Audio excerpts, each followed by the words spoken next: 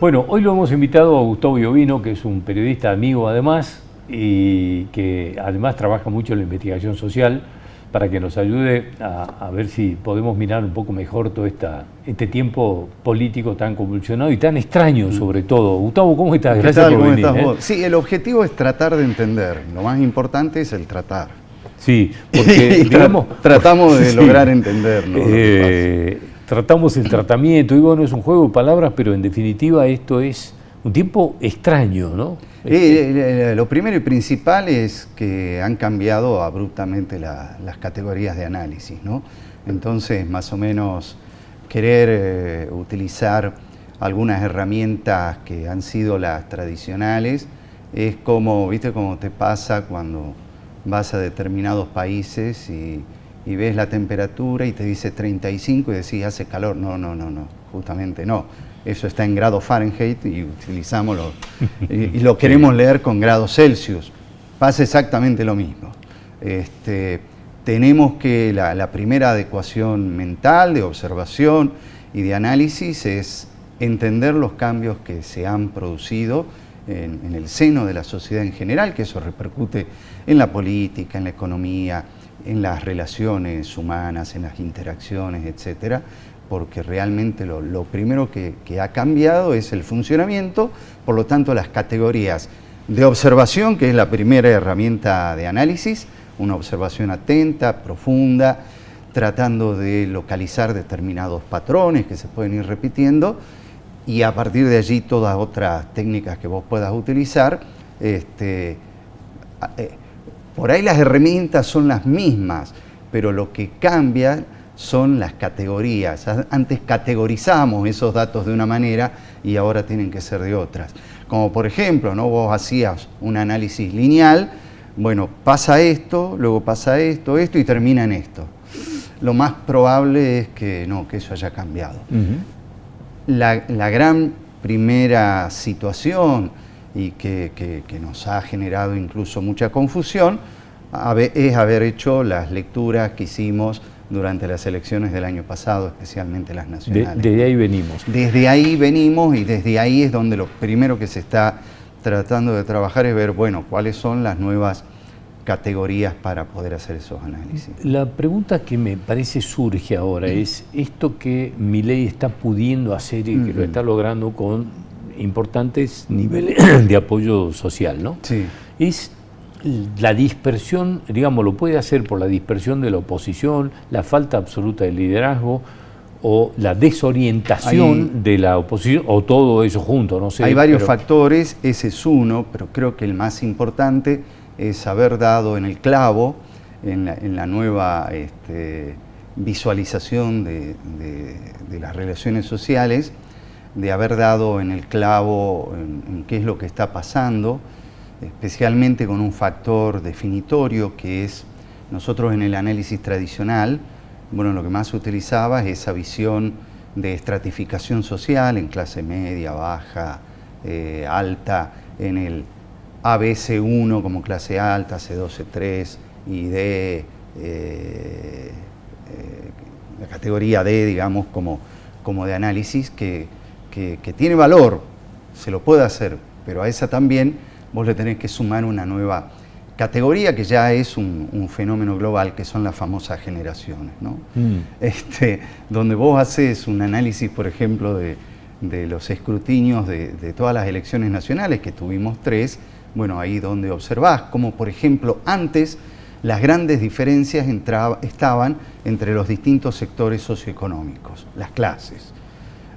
De ahí viene, bueno, desde hace ya algunos siglos, una visión clasista, y como ahora intervienen estos otros factores de las generaciones, vos podés ver, hablando de patrones, que los patrones de comportamiento, los patrones de identificación de las personas, se produce mucho más firmemente entre las generaciones, más allá de su clase socioeconómica, que en la diferenciación de clase socioeconómica, como para hacerlo más o menos sintético.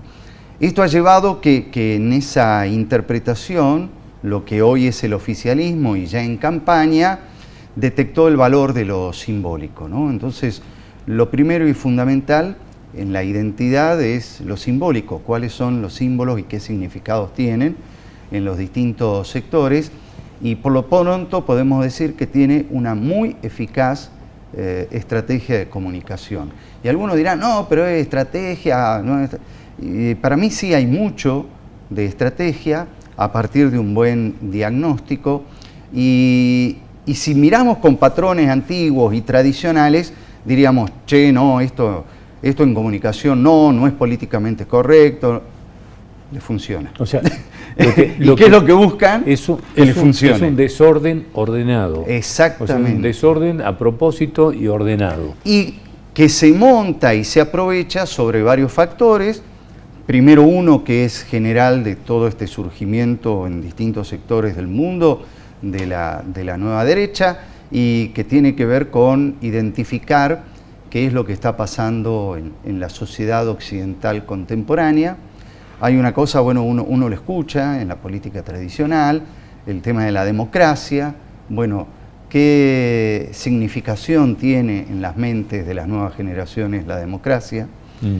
Ahí hay situaciones de frustración, hay situaciones que algunos la colocan como todo lo que ha sido la herencia del colonialismo, de las colonias, de otra etapa, ahora se revela como la venganza de la lectura de ese tipo de cosas, o de la salvación que ciertos sectores quisieron ofrecer sobre la vieja tradición colonial, y que las nuevas generaciones buscan venganza de eso sin manifestarlo de esa manera, pero en virtud de las grandes frustraciones, ¿no?, contenidas, por ejemplo, en la Argentina en estos 40 años de democracia. Cuando hablabas hace un rato de las generaciones, me acuerdo, y si no me equivoco, Ortega y Gasset en algún momento dijo, son más hijos de la generación que de sus padres, ¿no? Sí, somos más hijos de la generación que de los padres. ¿Cuánto tienen que ver las redes sociales en la generación? No, muchísimo. En la estratificación y en la ruptura, porque hay como una suerte de ruptura más brusca entre las generaciones, ¿no? Por lo menos se nota, digamos, no hay como esa correlación que había antes de traspaso, de una suerte de posta de una generación a otra. Ahora es medio como que se quiebra todo. Bueno, justamente, y hablando, porque esto no es que surge de la noche a la mañana, hay antecedentes de varias cosas. En las décadas de los 60, Marshall McLuhan, ¿no?, marcaba y quebraba el paradigma tradicional de la comunicación, donde la comunicación hacía eje en el contenido, y todavía sigue esa tendencia, ¿no?, como el famoso impacto de los medios y la aguja hipodérmica, que los mensajes se inyectan, como se inyecta una vacuna, y produce más o menos la misma reacción en todos los que son inoculados con esa vacuna. La vacuna del COVID rompió con eso, ¿no?, porque ahí nos dimos cuenta que cada uno podíamos tener una reacción distinta a la vacuna, y no solo al tipo de vacuna, sino al tipo de persona. Es muy gracioso porque se está dando hasta en el mismo tiempo. Y ya lo que anticipaba Marshall McLuhan era que el medio es el mensaje, la tecnología es la que hace el cambio estructural, que hace un cambio en la mente de las personas y de la sociedad entera sobre cómo percibir la realidad y luego cómo se percibe esa realidad. Es decir, lo importante no está en el contenido, sino que el cambio y a largo plazo es el que produce la tecnología. ¿Y qué vivimos en la segunda mitad del siglo XX y lo que llevamos del siglo XXI? Una aceleración, y además aceleración de la aceleración, no es una aceleración constante, ¿no?, sino que es en un cálculo geométrico de lo que es el cambio tecnológico. Es decir, lo que antes era el vehículo para la comunicación se termina convirtiendo en la comunicación. En la comunicación, donde antes una tecnología producía determinados cambios en 20 años, es decir, lo que llevó desde la primera película que estuviera en las primeras salas y sea una cuestión masiva, o que la radio desde las primeras experiencias de Marconi y de otros llegue a tener una audiencia masiva, te llevaba décadas. Hoy, en el año 2022, en diciembre, a vos te largan la inteligencia artificial, que ya existía hace 50 años, pero te largan la inteligencia artificial generativa y de contenidos, en una particular. Pasó 1 año y meses. Claro, sí, sí. Y si vos te pones a pensar, che, es como que pasó mucho tiempo. Los jugadores que entraron a jugar muchísimo, la utilización de la inteligencia artificial generativa en muchos lugares, lo que antes llevaba décadas, ahora se produce en meses. Entonces, el impacto de ese cambio tecnológico tiene una marca que es la aceleración.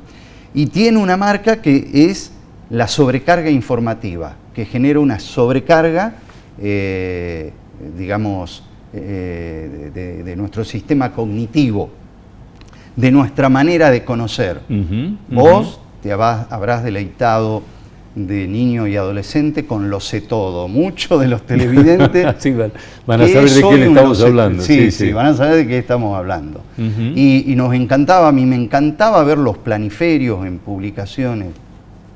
Hoy tendrían, ¿de qué me estaba hablando? Entrar a Google Maps, Google Earth, el Street View, que te permite incluso tener experiencias semi-inmersivas, donde gran cantidad de información, imposible que nosotros la podamos procesar, ni siquiera archivar, menos aún reflexionar sobre ella, es imposible alcanzar esa totalidad, cuando hace 30 años el dato, la información que te decían, la información es poder, la información es poder porque la información es escasa, tiene mucho valor.